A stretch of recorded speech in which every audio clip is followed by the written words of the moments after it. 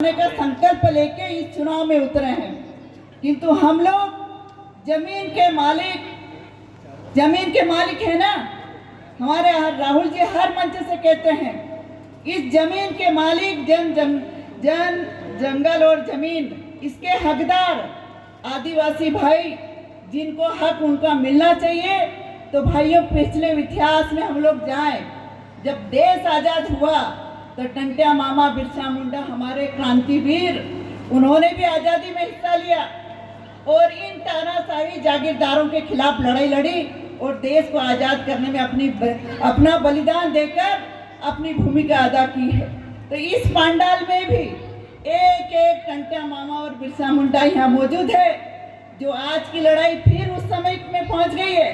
तो इस लड़ाई को जीतने के लिए आपका एक एक वोट, घर का, बहन का, भाई का, काकी का, भाभी का, सबका एक एक वोट कांग्रेस के हमारे युवा प्रत्याशी भाई पोरलाल खड़ते को देना है और पंजे का निशान नहीं भूलना है, ठीक है ना। इस पंजा तिरंगा झंडा और हाथ का पंजा। तो एक ये इतिहास की बात मैंने कह दी। इंदिरा जी प्रधानमंत्री बनी तो जो हमारा पहला कानून बना कि आदिवासी भाइयों की जमीन कोई खरीद नहीं सकता है, वो कानून की वजह से ये जमीन का टुकड़ा हमारे पास है, नहीं तो इनकी सबकी निगाहें हमारी जमीन के ऊपर है। उसकी भी लड़ाई है ये। और उसके बाद पंचायती राज व्यवस्था लागू करने वाले हमारे राजीव जी हैं, उन्हीं की वजह से आज हमारा पंच, जनपद सदस्य, सरपंच, आपका विधायक, आपका सांसद, ये सारे जो पद हैं वो पंचायती राज व्यवस्था में लागू हुए हैं। उसके बाद मनमोहन सिंह जी प्रधानमंत्री बने तो जो 1 रुपये किलो का जो अनाज हमारे गरीब परिवारों तक पहुंचता है, वो खाद्यान्न का कानून भी बनाने वाली कांग्रेस पार्टी ही है। ये हमारे राहुल जी की सोच आप देखिए। वनाधिकार के पट्टे देने का काम ये भी कांग्रेस पार्टी ने ही किया है। और आपको बता दूं, जब सदन के भीतर हम लोग जाते हैं, वहाँ जब चर्चा होती है तो वहाँ पर पिछला इनका मुख्यमंत्री शिवराज सिंह जी चौहान कितनी ही बार लेकर आया कानून को कि इनके जमीन खरीदने का अधिकार सभी को दिया जाए।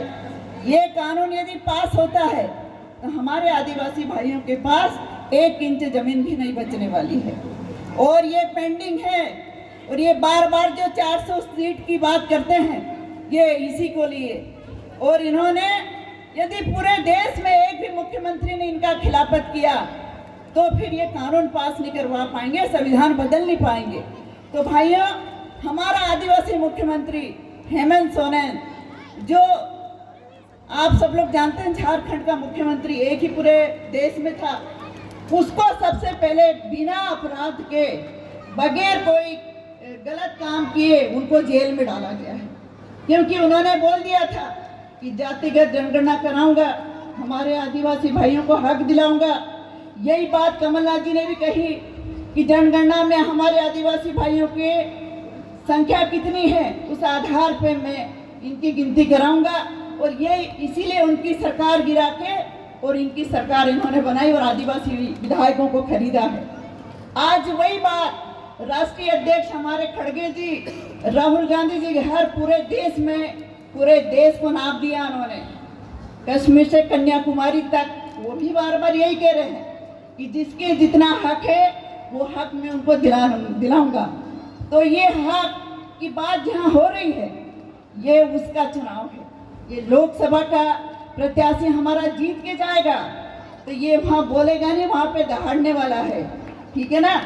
जो वहाँ दहाड़ेगा और हमारी एक एक बात आपकी वहाँ पे रखने वाला है।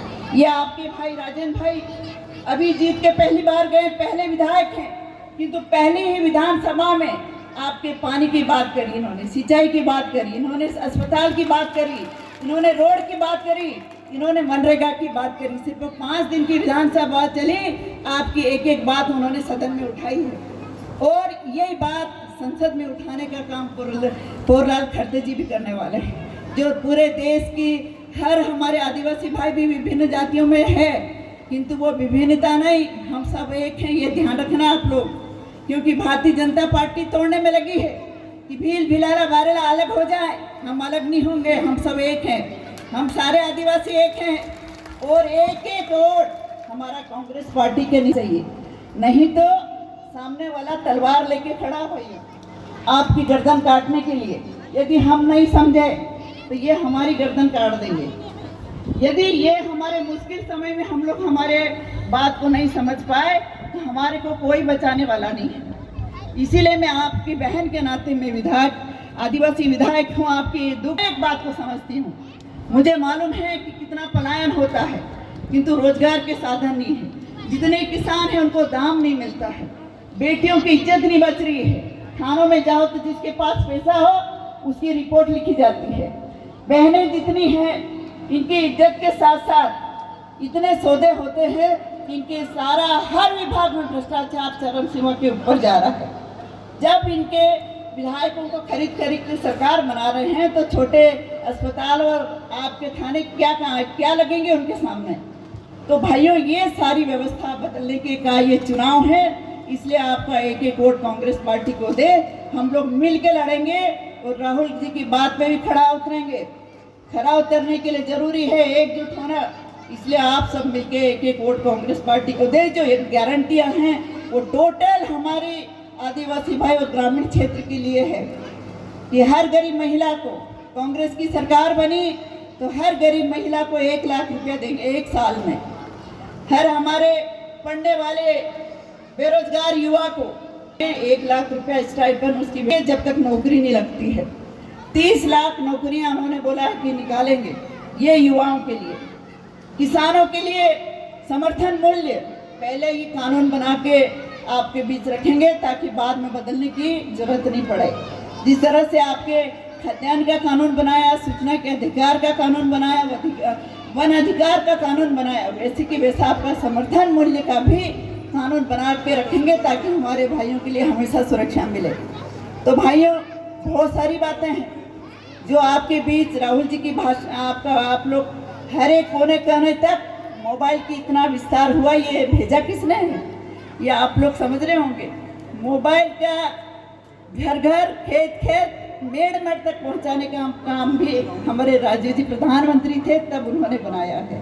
तो मैं बहुत सारी बातें न कहते हुए, क्योंकि लंबा समय हो गया और काफ़ी वक्ता भी थे, बड़ा अच्छा लगा मुझे प्रदेश कांग्रेस कमेटी की ओर से आपके बीच इन चारों सीटों पे काम करने के लिए, आपकी मदद करने के लिए प्रभारी जरूर बनाया, पर आप मुख्य रूप से बूथ को संभालने की जवाबदारी हमारे हर आदिवासी भाई की है, हर हमारे कांग्रेस के कार्यकर्ता की है कि एक एक वोट हमारे को पूरी भरपूर पेटी विधानसभा में जितने पड़े हैं उससे डबल वोट डालना है। इन्हीं शब्दों के साथ आप सबने मेरी बात सुनी, इसके लिए बहुत बहुत धन्यवाद।